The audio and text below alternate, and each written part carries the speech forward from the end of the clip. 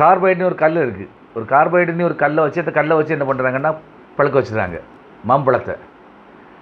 அந்த மாம்பழம் என்ன ஆகுதுன்னா உடனே அன்னைக்கே பழுக்குது. எல்லாமே டோட்டலாக ஒரு 10 டன்னோ 15 டன்னோ பழம் வச்சுருந்தாலும் அதில் ஒன்று இந்த கல்லை வைக்கும்போது அது பழுத்துருது. பழுத்த உடனே என்ன ஆகுன்னா கலர் நல்ல கலராக இருக்கும். நம்ம வாங்கி குழந்தைகள் கொடுக்குறோம், வயிற்று ப்ராப்ளம் வருது, நிறைய பிரச்சனைகளுக்கு அது ஒரு காரணமாக இருக்குது. பனைமரத்துலேருந்து பதநீர்னு ஒன்று உண்டு. மேக்ஸிமம் அது பதநீர் வந்து ஒரு குறிப்பிட்ட காலகட்டத்துக்கு தான் அந்த பதநீர் நமக்கு கிடைக்கும். ஆனால் இப்போ எந்த டைம் மழையாக இருந்தாலும் சரி தான், வெயிலாக இருந்தாலும் சரி தான், புயலாக இருந்தாலும் சரி தான், அந்த பதநீருங்கிறது நமக்கு கிடச்சிக்கிட்டே இருக்குது. அதுக்கு என்ன காரணம்? பதநீர் கிடைக்கிறதுக்கு அதுக்கு ஒரு கெமிக்கல் இருக்குது. அந்த கெமிக்கலை என்ன பண்ணுறாங்கன்னா தண்ணியில் விட்டு அப்படி என்ன பண்ணுறாங்க, கரைச்சிறாங்க. அது நேச்சுரலாக தெரியறதுக்காக என்ன பண்ணுறாங்கன்னா கொஞ்சம் கொஞ்சம் பூச்சிகளை எடுத்து அதில் போட்டு அப்படி கொண்டு ரோட்டில் வந்து வச்சு விற்கிறாங்க. இதுதான் இயற்கையில் நடந்துகிட்டே இருக்குது. எல்லாமே கலப்படம் தான். கலப்படத்தை வாங்கி கலப்படம் பண்ணிகிட்டே இருக்காங்க. உளுந்தில் தோல் எடுத்தால் இந்த இட்லிக்கு போடக்கூடிய வெள்ளை கலர் உளுந்தில் என்ன பண்ணுறாங்கன்னா நம்ம ஒயிட் சிமெண்ட்னு சொல்கிறாங்க. அந்த சிமெண்ட்டை வாங்கி அப்படியே வீசி போடுறாங்க. வீசி போட்டுக்கிட்டு அது என்னென்னா ஒயிட் சிமெண்ட்டோட ரேட் ரொம்ப கம்மி, உளுந்தோட ரேட்டு உங்களுக்கு தெரியும், நல்ல ரேட்டு. அப்போ அதை மிக்ஸ் பண்ணும்போது கொஞ்சம் தண்ணி ஊற்றி மிக்ஸ் பண்ணும்போது அந்த தோல் எடுத்த உளுந்து அது ஒட்டி இருந்துக்கிடுது. அப்போது கடைக்கு வரும்போது நம்ம கிலோ போடும்போது அவன் ஒரு மூடை கொண்டு போட்டான்னா 50 கிலோ அதில் சேர்ந்துருது. நம்ம வீட்டில் கொண்டு அந்த தண்ணியில் அதை போட்ட உடனே என்ன ஆகுதுன்னா அது வெள்ளை கலரில் ஒயிட் கலரில் அது வெளியே வருது. நம்ம நினைக்கிறோம் ஆகா வெள்ளை கலரில் வருது, நல்ல இதான் உண்மையான பியூரான வெள்ளை உளுந்துன்னு நம்ம நினைக்கிறோம். அது தவறு. எல்லாமே கலப்படம் தான். நம்ம தான் அதை என்ன பண்ணணும்னா நல்லா கழுவி சுத்தம் பண்ணி நம்ம யூஸ் பண்ணிவிடணும். அவங்க இதுக்கு பண்ணுறாங்க, அவங்களுக்கு கட்டுப்படி ஆகலைன்னு சொல்லிட்டு பண்ணுறாங்க நிறைய. நம்ம குளிக்கிற விஷயம் அதான் சொன்ன ஆதி காலத்தில் வந்து 7 தலைமுறைகளை கண்டு அதுக்கு தான் நம்ம இறந்தாங்க முன்னோர்கள். கிட்டத்தட்ட 800 வருஷம் சித்தர் மாதிரி வாழ்ந்தாங்க. அது படிப்படியாக குறைஞ்சி வர்றதுக்கு மெயின் ரீசன் இப்போ உள்ள தற்சமயம் உள்ளதுக்கு திடீர்னு பாத்ரூமில் அட்டாக்குங்கிறாங்க, கீழே விழுந்து அடிபடுறாங்க, அவங்க மூச்சு தண்ணி இறந்தாங்க. அதுக்கு மெயின் ரீசன் என்னென்னா பழைய காலத்தில் வந்து என்ன பண்ணுறாங்க, பழைய காலத்து பழக்க வழக்கங்கள் என்னவாக இருந்து 6 குளத்தில் வந்து படிக்கட்டு வச்சுருந்தாங்க. படிக்கட்டு 10 படிக்கட்டு 18 படிக்கட்டு இருந்தாங்க. அப்போ நம்ம இறங்கும்போது ஒவ்வொரு படிக்கட்டாக இறங்கும்போது காலிலிருந்தே அந்த தண்ணி வருது. அப்போ பாதத்திலேருந்தே அந்த தண்ணி வந்து என்ன பண்ணுதுன்னா அந்த வெப்பம் வந்து அப்படியே மேலே வருது. அப்படியே கொஞ்சம் தண்ணி எடுத்து என்ன பண்ணுறாங்கன்னா தலையில் இப்படி வச்சுடுவாங்க, உச்சந்தலையில் வைப்பாங்க. உச்சியில் வைக்கும்போது இந்த உச்சியில் இருக்கக்கூடிய உசுனா அப்படியே கண்ணு வழியாக வெளியே போகுது.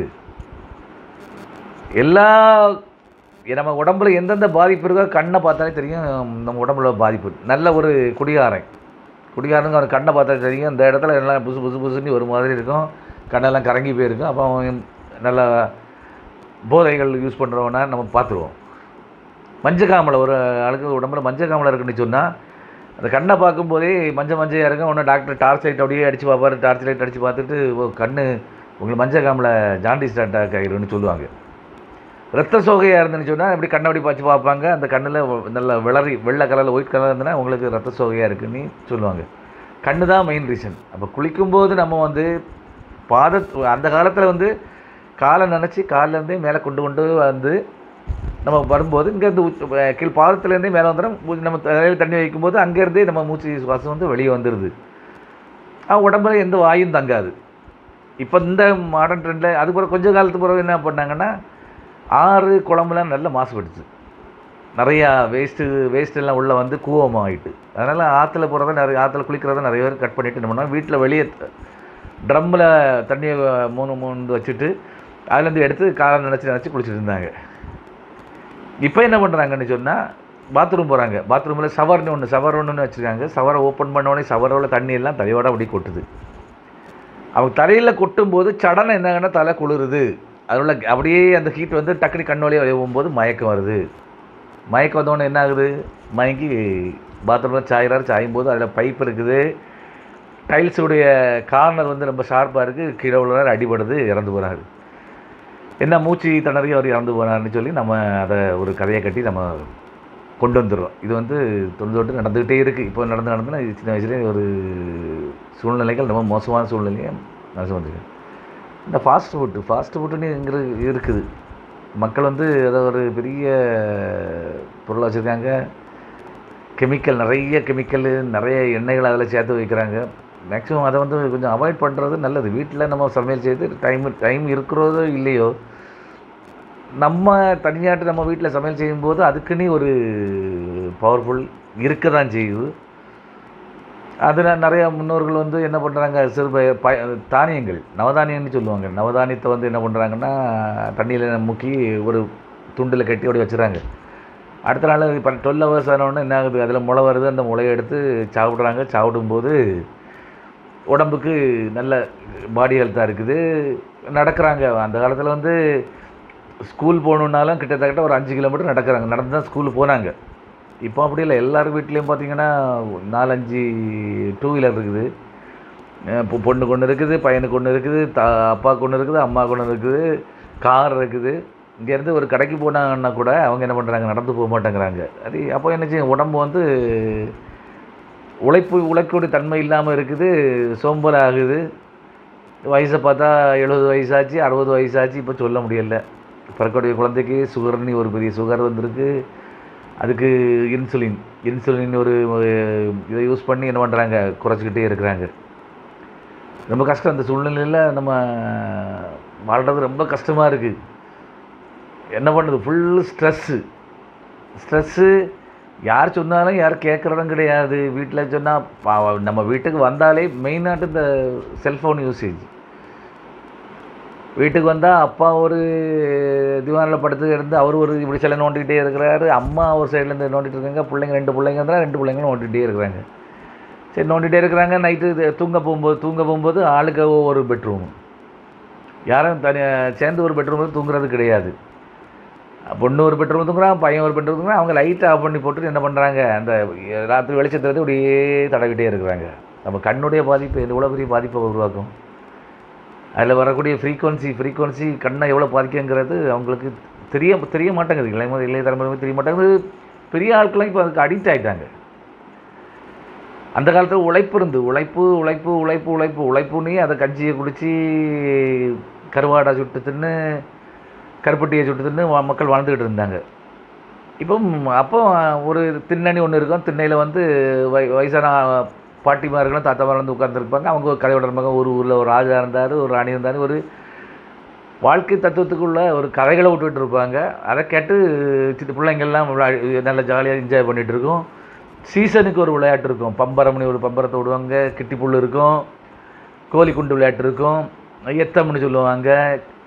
நொண்டி விளையாட்டுன்னு சொல்லுவாங்க. கபடி இருக்கும். சீசனுக்கு தகுந்தபடியாட்டு ஒவ்வொரு விளையாட்டுகளாக வந்துக்கிட்டே இருந்தது. இப்போ இந்த சீசன் விளையாட்டுன்னு ஒன்றே கிடையாது. புளி பழத்துனா புளியந்து ஒரு முத்தை எடுத்து அந்த முத்தை எடுத்து பாண்டின்னு ஒரு விளையாட்டு உண்டு. அந்த விளையாட்டு விளையாடுவாங்க. இப்படி நிறைய விளையாட்டுகள் அந்த காலத்தில் இருந்தது. இப்போ அந்த விளையாட்டுகள்ங்கிறது எல்லாமே குறைஞ்சி போச்சு. திருவிழான்னு ஒரு திருவிழாய் கூடன்னா கூட பிள்ளைங்க யாருமே நாங்கள் வரல, நாங்கள் வீட்டில் இருக்கிறோன்னு சொல்கிறாங்க. ஏன் சொல்கிறாங்கன்னு சொன்னால் அவங்க ஃபுல்லாக செல்ஃபோனுக்கு அடிமையாயிட்டாங்க. செல்ஃபோன்லேயே அவங்க என்ன பண்ணாங்க, மூழ்கி இருந்துறாங்க. யார் சொன்னாலும் கேட்க கிடையாது. அப்பா அம்மா வீட்டில் இருப்பாங்க. அம்மாவோட அண்ணன் வந்திருப்பாங்க. மாமா வந்திருக்காங்க, அண்ணா வந்திருக்காங்களா, அவங்க உட்காந்து போவாங்க. உனக்கு ஏன்டா ஏன் சொல்கிறீங்கன்னு கேட்குறாங்க. மாமா யாருன்னு தெரியாது, சித்தப்பா யாருன்னு தெரியாது, அத்தை யாருன்னு தெரியாது, யாருமே தெரியாது. அந்த சின்ன பிள்ளைங்க அவங்களுடைய ஒரு சமுதாயம் வாழ்ந்துக்கிட்டே இருக்குது. அதுக்கு காரணம் வந்து செல்ஃபோன். இனி பேச்சு குறைஞ்சி போச்சு. அப்பா பிள்ளைங்கள்ட்ட பேசுகிறது, அம்மா பிள்ளைங்கள்ட்ட பேசுகிறது, உங்களுக்கு என்ன வேணும், என்ன சாப்பிடுங்கன்னு கேட்குறது எல்லாமே குறைஞ்சி போச்சு. அப்படியே தலைமுறைகளே ஒரு டைப்பாக மாறி போச்சு. எல்லாருமே இப்போ ஒரு செல்ஃபோன் குழந்தை வச்சுருக்கோம். அம்மா கேட்பாங்க, மக்களே ஒரு ஃபோன் பண்ண கேட்டால் புள்ள ஸ்ட்ரெஸ் ஆகிறா, டென்ஷன் ஆகி என்ன ஏன்ட்ட ஃபோன் கேட்குறா, அக்காட்ட கேட்க வேண்டியது என்னன்னு சொல்லி அங்கே வீட்டுக்குள்ளே தகராறு பண்ணுறாங்க. ஒரு ஒரு கூட்டு கிளி மாதிரி வாழ நினச்சவங்க இப்போ அப்படியே எல்லாம் போயாச்சு. செல்ஃபோன் மட்டும்தான் உலகம். செல்ஃபோன் தான் எல்லாமே. என்ன பார்க்குறாங்க என்ன செய்கிறாங்கன்னு தெரியாமல் இந்த தலைமுறைகள் வாழ்ந்துகிட்டு இருக்கு. சொந்தங்கள்ங்கிறதே சித்தப்பான்னா தெரியாது, சித்தின்னா தெரியாது, மாமான்னா தெரியாது, மாமின்னா தெரியாது, அப்பா அம்மான்னா தெரியாது, அம்மான்னா தெரியாது. இப்படிப்பட்ட சூழ்நிலையில் பிள்ளைங்கள் வாழ்ந்துக்கிட்டே இருக்குது. இப்போ ட்ரெண்ட் என்னன்னு சொன்னால், ஏன் நீ பேசுனா எனக்கு சாட் ஜிபிடின்னு ஒன்று இருக்குது, அதுக்கிட்ட பேசுகிறாங்க, மிஷின்கிட்ட பேசுகிறாங்க. மனுஷன்கிட்ட பேசுகிறனால சில தீர்வுகள் கிடைக்கும், மிஷின்கிட்ட பேசிக்கிட்டு இருக்காங்க, அதுகிட்டே பழகிட்டு இருக்காங்க, வெளியே வரமாட்டேங்கிறாங்க. எது கேட்டாலும் அந்த ட்ரெண்டை அங்கே சாட் ஜிபிடியில் தான் கேட்குறாங்க. அமெரிக்காவில் தான் ஒரு ஆனால் இப்போ பேப்பரில் போட்டிருந்தாங்க, அமெரிக்காவிலேருந்து ஒரு பையன் வந்து அவனுடைய ஹெல்த்துக்காக ஒரு டேப்லெட் சாப்பிட்டுட்டே இருக்கிறான். அப்போ அவன் ஃபேமிலி டாக்டர்கிட்ட கன்சல்ட் பண்ணிக்கான். ஃபேமிலி டாக்டர் வந்து அதுக்குள்ளே மெடிசன் கொடுக்குறாரு. அவன் சாப்பிட்டு அந்த உடம்பை வந்து அப்படி வச்சுட்டே இருக்கான். அவனுக்கு என்னென்னா அவன் சாட் ஜிபிடியில் போட்டு கேட்குறான், நான் எப்படி ஒரு டாக்டர்கிட்ட வாங்கிட்டு இருந்தேன், எனக்கு காய்ச்சல்னா நான் அந்த டேப்லெட் சாப்பிட்டுருக்கேன், அது சாப்பிட்டுருக்கேன், இது சாப்பிட்டுருக்கேன், எனக்கு என்ன செய்யணும் அப்படின்றான். அது மாற்றி விடுது, நீ இந்த டேப்லெட் பதிலாக வேறு டேப்லெட்டை சாப்பிடுன்னு சொல்லுது. பையன் என்ன பண்ணுறான், மனுஷன் போய் சொல்லுவான், மிஷின் போய் சொல்ல போகுதுன்னு சொல்லிட்டு அவன் அந்த மாத்திரையை டேப்லெட் எடுத்துகிட்டே இருக்கான். 3 மாதம் தொடர்ந்து அந்த மாத்திரை எடுத்துகிட்டு இருக்கிறான். ஃபேமிலி டாக்டருடைய மாத்திரையை விட்டுட்டான். அவனுக்கு உடம்பு ப்ராப்ளம் வராது, உயிர் போகக்கூடிய கண்டிஷனில் அவனை கொண்டு கொஞ்சம் சேர்க்குறாங்க, அப்பா அம்மாவும் கொண்டு சேர்க்கும்போது, என்னப்பா நீ இந்த டேப்லெட் சாப்பிட்ருந்தா உனக்கு ஒன்றுமே செய்திருக்காதே, ஏன் நீ ஒழுங்காக அந்த மாத்திரை சாப்பிட்றியா, டெய்லி நான் சொன்ன மாதிரி சாப்பிட்றேன்னு கேட்டோன்னா, இல்லை சார் டாக்டர், நான் சாட் ஜிபிடியில் போட்டு பார்த்தேன், அப்போ அது இந்த டேப்லெட்டை பதிலாக வேறு டேப்லெட்டை மாற்றணும்னு சொல்லிச்சு, நான் அந்த டேப்லெட்டை சாப்பிட்றேன்னு சொல்கிறான். டாக்டரை பிடிச்சி பேரண்ட்டை திட்டுறாங்க, நீங்கள் என்னங்க நீங்கள் ஒரு பிள்ளை. அப்போ அவங்க என்ன சொல்கிறாங்கன்னா, என் பிள்ளை வெளியே போக மாட்டான், யாரு கூடயும் பழக மாட்டான், வீட்டுக்கு உள்ளே தான் உட்காந்துருப்பான், அப்போ நாங்கள் நல்ல பையன்னு நினச்சோம், இப்படி நாங்கள் நடக்கணும்னு தெரியலையே டாக்டர் அப்படிங்கிறி அவங்க கடைசியில் புலம்புறாங்க. டாக்டர் பிறகு எப்படியோ சொல்லி சமாளிச்சிட்டாங்க. இவன் பாருங்கள், நம்ம ஒரு ஆர்டர் பண்ண நம்ம போகிறோம், நம்ம உளுந்த வடை சாப்பிட்றதுக்காக போகிறோம். அப்போ நம்ம போயிட்டு இருக்கும்போது நம்ம ஆர்டர் பண்ணுறோம், நீங்கள் எனக்கு உளுந்த வடை கொண்டு வாங்க, ஒரு 4 உளுந்த வடை பார்சல்னு சொல்லி விடுறோம், ஏதோ ஒரு கம்பெனிக்காரன்ட்ட சொல்கிறோம். அங்கே உளுந்த வடை இல்லை. உடனே அவன் அதுக்கு என்ன சொல்லுவான்னா, நீங்கள் சார் நீங்கள் உளுந்த வடைக்கு பதிலாக சமோசா சாப்பிடுங்க, சமோசா வந்து டேஸ்ட்டாக இருக்கும், உருளைக்கிழங்கு வச்சுருக்கு, கேரட் வச்சுருக்கு, அப்படி இப்படின்னு சொல்லி நம்மளை மாற்றுறான். நம்மளும் ஓகே, அது சமோசா சூடாக இருக்கா, சமோசா கொண்டு வந்துடுங்க அப்படி சொல்லி என்ன பண்ணுறோம், அந்த சமோசா நம்ம நினச்சது உளுந்த வடை, நம்ம சாப்பிட்றது என்ன சாப்பிட போகிறோம், மிஷினுடைய விருப்பப்படி சமோசா சாப்பிட்றோம். இது என்ன வாழ்க்கை? இப்படியே போயிட்டு இருந்தா நீங்கள் பார்த்தீங்கன்னா, நான் கன்னியாகுமரியிலேருந்து பேசுகிறேன். ஒரு சீசனில் வந்து கன்னியாகுமரின்னு ஒன்று இருந்தேன்னா, கன்னியாகுமரியில் வந்து பக்கத்தில் டீ கடை இருக்கும், நிறைய டீ கடைகள் இருக்கும், நம்ம டேஸ்ட்டு டீ சாப்பிடலாம், சிப்ஸ் கடை இருக்கும், சிப்ஸ் வாங்கி சாப்பிட்டுக்கலாம், ஃபேமஸ் நேத்திரம்பழம் சிப்ஸுன்னு சொல்லுவாங்க, அந்த சிப்ஸ் வாங்கி சாப்பிட்டுக்கலாம். இப்போ என்ன பண்ணோன்னா, ஒரு ஜங்ஷன் போனால் ஜங்ஷனில் அவ்வளோவே மெடிக்கல் ஸ்டோர், 100 மீட்டர் ஒரு இடத்துல வந்து மெடிக்கல் ஸ்டோர் தான் இருக்குது. என்னென்னா எல்லாருமே நோய்க்கு அடிமையாக ஆரம்பிச்சிட்டாங்க. எல்லாருமே நோயை தீர்க்கிறதுக்கு என்ன பண்ணுறாங்க, ஹாஸ்பிட்டல் போகிறாங்க, ஹாஸ்பிட்டலில் மெடிசன் எழுதி கொடுக்குறாங்க. இப்போ ஹாஸ்பிட்டலுக்குள்ளே எல்லா ஹாஸ்பிட்டல் பார்த்திங்கன்னா ஹாஸ்பிட்டலுக்குள்ளே மெடிக்கல் வச்சுட்டாங்க. அப்போ நம்மளுடைய வருமானங்கள் எல்லாமே எங்கே போகுதுன்னு சொன்னால் மெடிக்கலுக்கு தான் போகுது. மெயினாக அதுக்குள்ளே காரணம் நம்ம உடல் உழைப்பு இல்லாதது தான் மெயின் காரணம். ஏன்னா அதான் சொல்லியிருக்காங்க, மைக்ரோசாஃப்ட் நிறுவனம் சொல்லியிருக்காரு, என்ன சொல்லியிருக்காருன்னா ஆகஸ்ட் 5ஆம் தேதி 10ஆம் தேதி அது சொல்லியிருக்காரு பேப்பரில் போட்டு. என்னென்னு சொன்னால், செல்ஃபோனுடைய பயன்பாடு இனி குறைஞ்சி போகும், அங்கே எலக்ட்ரானிக்ஸ் டிவைஸ் ஒரு சிப்பு கண்டுபிடிச்சிருக்கோம். இந்த டேட்டோன்னு இப்போ இங்கே நம்ம கையில் குத்துறோம், டேட்டோ, அந்த டேட்டோ மாதிரி ஒரு சிப்பை வந்து நம்ம இதில் கனெக்ட் பண்ணி வச்சுட்டா போதும், நம்ம யார்கிட்ட கான்டாக்ட் பண்ணுவோம் அவங்கள நேமை சொன்னால் போதும், நேரங்கிறது அங்கே ட்ரான்ஸ்ஃபர் ஆகிரும். ஒன்று அவங்க ரைட்டு, நீங்கள் மாத்திரை சாப்பிட்டீங்களா, நீ நம்ம ஒய்ஃபாக இருந்தனா மாத்திரை சாப்பிட்டீங்களா எல்லாம் அது அங்கே உள்ள இதை தகவலாக அனுப்பணும். இப்படி மனுஷன் பேசக்கூடிய சந்தர்ப்பத்தை வந்து இந்த மிஷின் குறைக்குது. அதாவது நல்லா நீங்கள் நினச்சி பார்க்கணும், மிஷினை கண்டுபிடிச்சது யார்? மனுஷன் தானே. அப்போ மனுஷன் தானே பெரிய ஆளுங்கிறத நம்ம நினைக்க மாட்டேங்கிறோம். ஏன்னு சொல்ல குளோரின்னு ஒரு பெரிய குளோரின்னு ஒரு இதை கண்டுபிடிச்சாங்க. அதாவது நம்ம உடம்புலேருந்து ஒரு ஜீனை எடுத்து நம்மள மாதிரி ஒரு ஆளை உருவாக்குறதாக செய்தாங்க. ஆனால் என்ன வேணாலும் செய்தாலும் நம்ம கேரக்டருங்கிறது நமக்கு ஒரு கேரக்டர் இருக்கும், அதுக்கு ஒரு கேரக்டர் இருக்கும். அதில் நிறையா வித்தியாசமான உணர்வுகளை உணர்ந்தாங்க. அந்த குளோரினை வந்து தடை பண்ணாங்க. ஆனால் இப்போ ஒரு நாட்டில் அது இருக்குது. அங்கே பொறுப்புடையக்கூடிய ஒரு இராணுவ வீரர் இறந்து போனார்னா அவங்க யாருமே அதை அழமாட்டாங்க. உடனே என்ன பண்ணுவோம், அதே அந்த இறந்து போன இராணுவ வீரர் ஜீன்லேருந்து ஒரு இதை எடுத்து உருவாக்கி அதே மாதிரி ஒரு ஆளை உருவாக்கி விட்றாங்க. அதனால் அதில் இவ்வளோ பெரிய ட்ராபேக்குங்கிறத அவங்க யோசிக்க மாட்டேங்கிறாங்க. சமுதாயம் யோசிக்க மாட்டேங்குது. விஞ்ஞானம் வளருங்கிறது நாட்டுக்கு ரொம்ப நல்லது. ஆனால் அதே நேரத்தில் அழிவு பாதைகளுக்கு அதை பயன்படுத்தக்கூடாது, நல்ல பாதைக்கு பயன்படுத்தணும். செல்ஃபோனுங்கிறது நல்ல பயன்பாடு உள்ளது, நிறைய விஷயங்கள் இருக்குது. நம்ம வீட்டில் அது மெயின் இப்போ என்ன சொல்லுவாங்கன்னா, வீட்டில் ஒய்ஃபு தனியாக இருப்பா, பிள்ளைங்க தனியாக இருப்பாங்க, அவங்க நாங்கள் கான்டாக்ட் பண்ணுறதுக்கு எங்களுக்கு ஃபோன் வேண்டாமா அப்படின்னு ஒரு இது இருக்குது. நீங்கள் அன்றைக்கி கூட்டு குடும்பமாக நீங்கள் இருந்த மாதிரி இன்றைக்கும் கூட்டு குடும்பமாக இருந்தால் உங்கள் பொண்ணு தனியாட்டு இருக்குமா, அப்பா அம்மா தனியாக இருப்பாங்களா, ஒய்ஃபு தனியாக இருப்பாங்களா? இருக்க மாட்டாங்கல்ல. அதை முதல் நம்ம செய்ய மாட்டேங்கிறோம்ல. அப்பா அம்மா ஒரு ஸ்டேஜ் ஆனோன்னா அப்பா அம்மாவை கொண்டு தனியாக ஒரு ரூமில் அடைச்சி போட்டுரும், பிள்ளைங்களை கொண்டு ஹாஸ்டலில் கொண்டு விட்டுரும். அப்போ பொண்டாட்டி தனியாக தான் இருப்பாங்க. அங்கே பிரச்சனைகள் வரதான் செய்யும். நம்ம பழைய பழக்க வழக்கங்களுக்கு போனால் மட்டும்தான் இதுக்கு தீர்வு, வேறு தீர்வுகளே கிடையாது. இனி அடுத்த ஜென்ரேஷன் பார்க்கும்போது நீங்கள் இப்போ ஒரு குழந்தை, அந்த குழந்தைக்கு தம்பி உண்டா? அது பெண் குழந்தையாவது தம்பி உண்டா? இல்லை. அண்ணன் உண்டா? இல்லை. அக்கா உண்டா? இல்லை. தங்கச்சி உண்டா? இல்லை. அந்த பிள்ளை நீ ஒரு இடத்துக்கு போகும்போது அங்கேயும் இதே மாதிரி ஒன்று இருக்கும்போது அந்த பிள்ளைக்கு சித்தப்பா உண்டா? இல்லை. சித்தி உண்டா? இல்லை. மாமன் உண்டா? இல்லை. மாமி உண்டா? இல்லை. யாருமே இல்லை. அப்போ எப்படி என்ன ஒரு பரிமாண வளர்ச்சி அடைகிறாங்க? சொந்த பந்தங்கள் யாருமே கிடையாது. அனாதை மாதிரி தானே. இப்போ அந்த அனாதையை உருவாக்குறதுக்காக நம்ம பிறந்தோம். என்ன ஒரு சமுதாயம்! வளர்ச்சி இங்கே பாதை ஆயுது. ஒரு வீட்டில் ஒரு குழந்தை தான் வேணும்னு சொன்னால் அந்த குழந்தைக்கு எங்கேருந்து பாசம் கிடைக்கும்? அடுத்த வீட்டில் இன்னொரு வீட்டில் தானே ஒரு குழந்தை இருக்கும். அந்த குழந்தைய தானே அந்த குழந்தைக்கு அப்பா தானே பெரியப்பா சித்தப்பான்னு கூட வேண்டிய இருக்கும். இந்த காலகட்டமெல்லாம் தேவையா? நமக்கு தேவையா? அப்போ அழிவு பாதைகளுக்கு நம்ம போகக்கூடாது.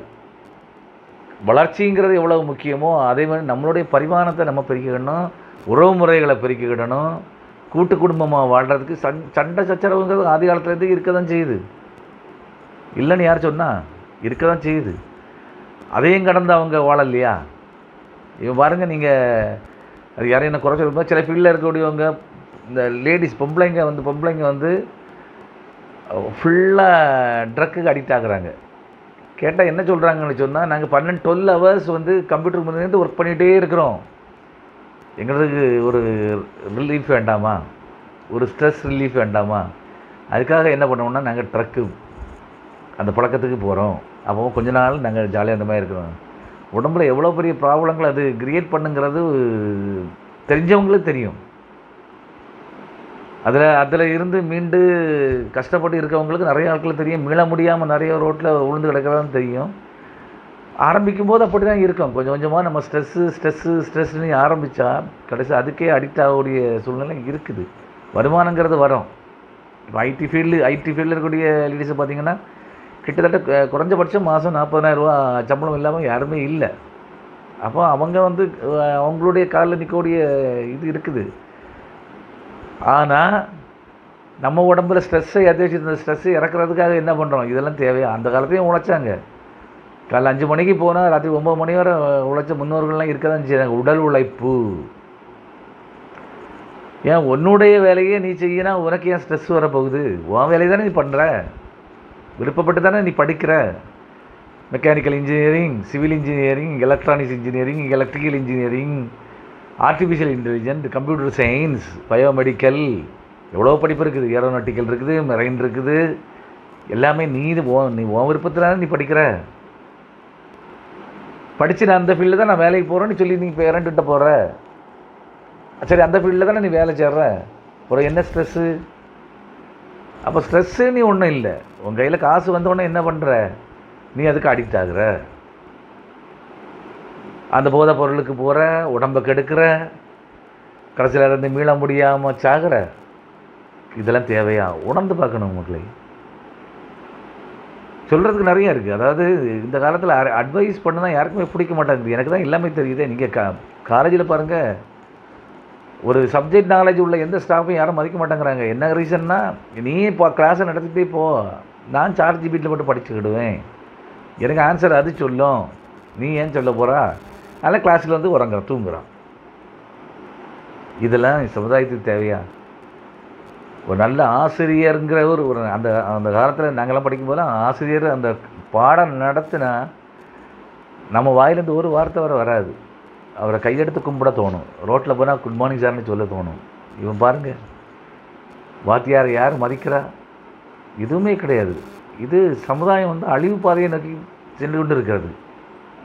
இளைஞர்கள் தான், இளைஞர்கள் சின்ன குழந்தைகள்லாம் இதை உணர்ந்து கொஞ்சம் கொஞ்சமாக நம்மளை மாற்றணும். மாற்றினாதான்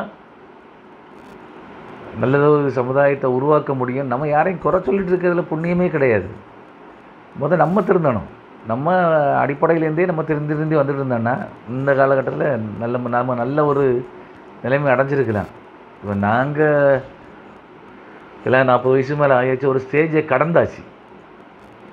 இனி வளரக்கூடிய இளைஞர்கள் என்ன பண்ணணும்னு சொன்னால், என்னென்ன இருக்குதோ, முன்னோர்கள் என்ன சொன்னார்கள், முன்னோர்கள் வழியில் நடந்தால் நல்ல முறையில் நடக்கலாம், வாழ்க்கை தரத்தையும் மாற்றிக்கிடலாம்.